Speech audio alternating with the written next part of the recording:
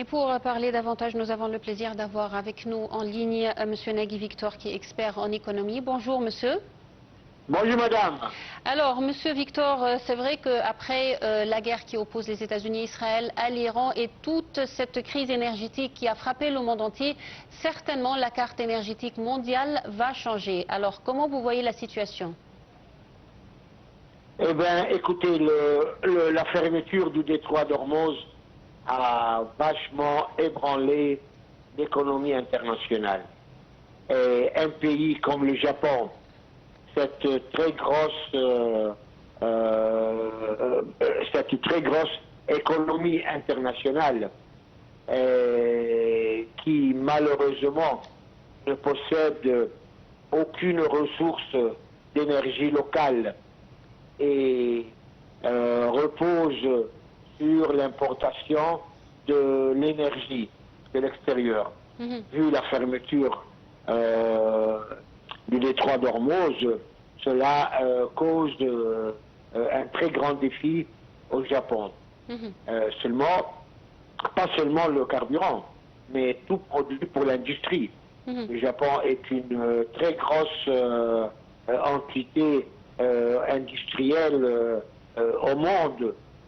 Et malheureusement, encore une fois, le Japon ne possède pas des ressources ou des produits miniers qu'elle utilise dans son industrie. Tout repose sur l'importation. Oui. Ceci étant, le Japon n'a pas attendu que la crise, que le nœud se défait. Et tout de suite, le Japon a cherché un autre moyen, une autre façon pour s'approvisionner en énergie. Oui. Et là, elle s'est retournée vers la Russie. Oui. C'est très critique parce que nous savons très bien que la Russie est sous les sanctions qui lui sont imposées par l'Europe suite à la guerre Russie-Ukraine. Ceci n'empêche que le Japon a préféré sa sécurité en matière de produits énergétiques, absolument, absolument, et elle a tourné un peu le dos à l'Europe, et là, on trouve une nouvelle option de relations internationales.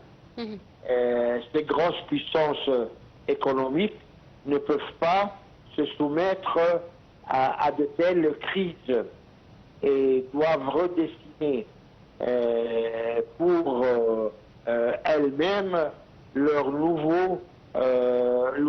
nouvelle carte de réseau d'approvisionnement. Oui. C'est sûr que le Japon avait des relations avec les pays du Golfe, avec le monde arabe. Mais suite à ce défi, à cette fermeture d'Ormuz, le Japon s'est dirigé vers une autre source, qui est la Russie, malgré les sanctions. Et alors, là, monsieur... Oui, Monsieur Victor, alors comme vous venez de parler, c'est une nouvelle stratégie adoptée par le Japon. Certainement, cette nouvelle stratégie aura des impacts économiques et politiques, à commencer par les impacts économiques. Comment cette stratégie va changer ou influencer les marchés, bien sûr, dans le monde entier? Suite à ce comportement du Japon, désormais, il n'y aura plus un seul pôle d'énergie comme étaient les pays du Golfe. Actuellement, il y aura plusieurs pôles. Il y aura le monde arabe, les pays du Golfe, il y aura la Russie qui vend actuellement son pétrole, aussi bien au Japon qu'à la Chine, et même ils vendent leur pétrole, le baril de pétrole russe est vendu à $10 de plus que le baril de Brent de la mer du Nord. Donc ils vendent leur pétrole plus cher que le pétrole de Brent. Donc il y a le monde arabe, il y a la Russie, il y a les États-Unis qui se lancent sur le marché pour vendre leur pétrole, bien que ce soit un pétrole de schiste et qui a besoin de raffineries spéciales. Et quatrièmement, il y a l'Amérique du Sud, l'Amérique latine. Donc, actuellement, il y a 4 grands pôles d'énergie qui sont sur le marché. Et le monde entier, y compris les grosses économies comme le Japon ou la Chine ou les Indes, auront à faire le choix avec l'un de ces 4 pôles pour pouvoir satisfaire leurs besoins en énergie. Et il n'y aura plus de, comment vais-je dire en français, il n'y aura plus de d'un seul pôle qui puisse dominer et imposer ses prix et ses conditions. Oui. Maintenant, le marché est ouvert et le terrain est ouvert et aux joueurs de faire leur jeu. Ouais. Voilà. Alors certainement, Monsieur Victor, la technologie japonaise peut jouer un rôle important dans le secteur des énergies, surtout les énergies propres et les énergies renouvelables. Comment ça peut changer également le marché pétrolier dans le monde? Oui.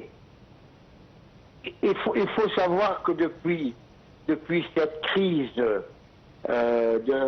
qui a suivi la guerre américaine contre l'Iran et la fermeture du détroit d'Ormuz, plusieurs pays au monde, pas seulement le Japon, se sont dirigés vers la production d'énergie propre. Même l'Égypte. Donc tout n'est pas négatif dans cette guerre. Il y a une part de positif et le Japon possède beaucoup de moyens pour avoir de l'énergie propre, durable. Mais il ne faut pas oublier que le Japon est l'un des grands pays qui utilise le nucléaire. Et le nucléaire suffit, je dirais, largement à un pays comme le Japon, qui est un très grand pays industrialisé et dont les produits se répandent partout dans le monde avec une réputation très crédible. Donc, ceci n'empêche que le Japon a toujours besoin de l'énergie, une part d'énergie fossile. Oui. Mais, je répète, maintenant, le monde est ouvert. Il n'y a pas un seul endroit qui vend cette énergie, ce pétrole.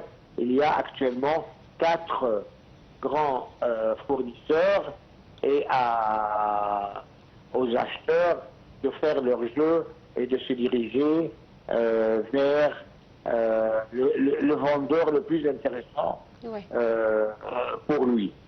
Et ceci commence à expliquer que le pétrole n'est pas seulement un denrée d'énergie. Le pétrole devient un élément de force politique autour duquel il y aura des nouveaux rassemblements de pays et de forces et de puissances. Il est certain qu'il y aura un rapprochement entre la Russie et le Japon, malgré les sanctions européennes. Il est certain en même temps qu'il y aura des frictions entre l'Europe et le Japon, parce que le Japon, il a cassé les sanctions européennes et a été chercher le pétrole de la Russie. Oui. De même, la Chine qui a besoin de pétrole ira le chercher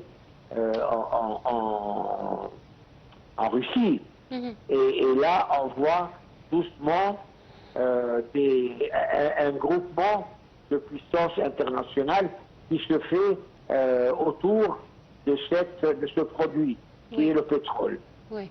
Alors Et- certainement, Monsieur Victor, tout ce changement sur la carte énergétique mondiale va modifier en fait les alliances économiques d'un part et également les équilibres d'une part et les équilibres régionaux de l'autre part. Alors comment vous voyez aussi ces impacts ou les impacts de tout ce qui se passe sur la carte énergétique sur le monde entier?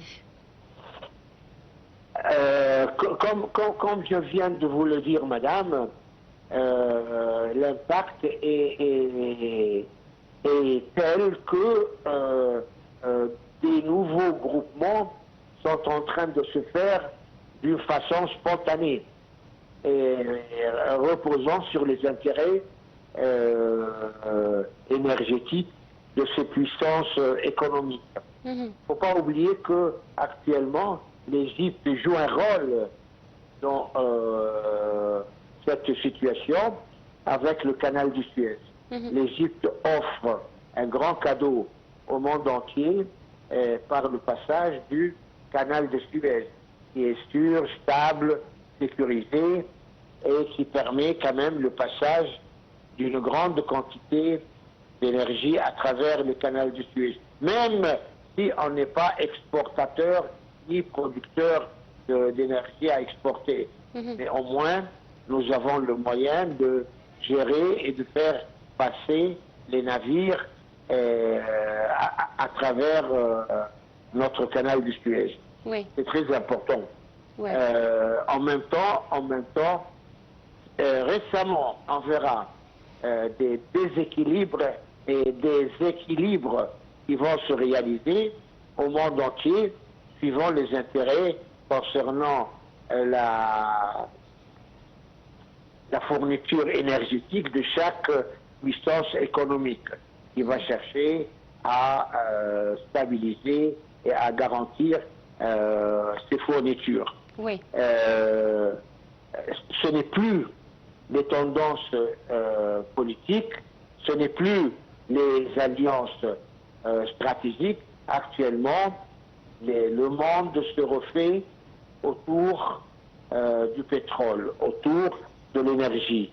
Oui. Le monde se regroupe et se refait en groupe en fonction de cet élément qui s'appelle l'énergie du pétrole. Oui. Voilà. Alors, Monsieur Victor, avec tout ce qui se passe, avec ces déclarations dont on vient de voir de la part de Monsieur Trump et ces négociations qui sont toujours en panne, si on peut le dire, qui c'est-à-dire n'avancent pas entre l'Iran et les États-Unis. Comment on voit la situation en ce qui concerne le détroit d'Ormuz et l'influence sur l'économie mondiale de tout ce qui se passe actuellement? Franchement, Monsieur Trump s'est lancé dans une aventure non calculée. Et il s'est fait duper par Israël. Monsieur Netanyahu, qui a réussi à le convaincre d'aller ensemble à cette guerre, mais il croyait que c'était une petite promenade de quelques jours et puis revenir. Et malheureusement, il s'est enlisé dans cette guerre. Maintenant, les pourparlers, il se trouve devant une puissance dogmatique qui est l'Iran. C'est sûr que l'Iran n'a pas les moyens militaires de la Russie, des États-Unis, n'a pas les pouvoirs économiques. Ceci n'empêche que, avec la carte d'Ormuz, l'Iran détient le monde entier, détient l'économie. Et à cause de cette carte, le monde entier se met sur le dos de M. Trump, puisque c'est lui, à cause de cette guerre, que ce détroit d'Ormuz a été fermé. Avant la guerre, le détroit d'Ormuz était ouvert et n'a jamais été fermé. C'est à cause de cette guerre. Et maintenant, M. Trump se trouve enlisé dans cette guerre. Il ne sait pas comment s'en sortir. Retaper sur l'Iran, ça sert à quoi? Pendant 40 jours, il a utilisé toutes ses armes qu'il possède. Et le résultat est là. Il n'a pas réussi à changer le régime, il n'a pas réussi à faire tomber le gouvernement, le régime, oui. Il il n'a pas réussi à obtenir l'uranium en Russie, il n'a pas réussi à stopper le programme de missiles iraniens, de missiles balistiques, et aucun résultat. Il n'a pas réussi à faire détacher les bras de l'Iran dans le Moyen-Orient et dans le monde entier. À la sortie, c'est zéro. Et tout ce qu'il a réussi à faire, c'est rendre le pétrole, rendre l'essence plus cher. C'est lui, de 3 $ le gallon, il est passé à 4 $,5, et les Américains râlent, même les républicains ne sont pas contents, et tout le monde. Il a réussi, avec cette guerre, à mettre tout le monde sur son dos. Alors je ne pense pas qu'il aura le culot de retaper sur l'Iran pour aggraver en plus la situation économique actuelle, puisque l'inflation et la cherté, la volatilité des prix des denrées règne maintenant avec une inflation qui commence à dominer l'économie internationale. Tout le monde crie, mais M. Trump ne sait pas comment faire pour se retirer de cette guerre. Alors il dit, j'allais frapper, mais j'ai arrêté là derrière lui. Je vais effacer l'Iran de la carte, mais j'ai préféré passer aux négociations. Et comme ils ont trompé l'Iran 2 fois en cours de négociation, et ils tapent, et ils ne sont plus crédibles devant les Iraniens. Les Iraniens ne croient plus à l'honnêteté des Américains. Et ça crée un nœud terrible entre les deux parties. Et moi, je ne sais pas, ils vont arriver où, puisque l'Iran ne veut plus négocier, puisqu'ils disent on va négocier, mais à la sortie, ils vont de nouveau retaper sur nous. Et les États-Unis disent on attend qu'ils viennent à table pour négocier. En réalité, et le fin fond de l'histoire, c'est que M. Trump, ce qu'il n'a pas réussi à obtenir par la guerre, voudrait l'obtenir par les négociations, par la diplomatie. Et il ne l'obtiendra pas. Il voudrait que l'Iran signe un papier d'abdication, qu'ils abdiquent, qu'ils se livrent. Et ça, l'Iran ne fera pas ça. Et il n'a pas réussi à faire ça militairement. Donc il essaye de faire ça à table. De toute façon, je vous remercie infiniment, Monsieur Nagui Victor. Je rappelle, vous êtes expert en économie. Je vous remercie infiniment pour ces informations. Dans quelques instants, mesdames, messieurs, on reprend cette édition de Bonjour l'Égypte.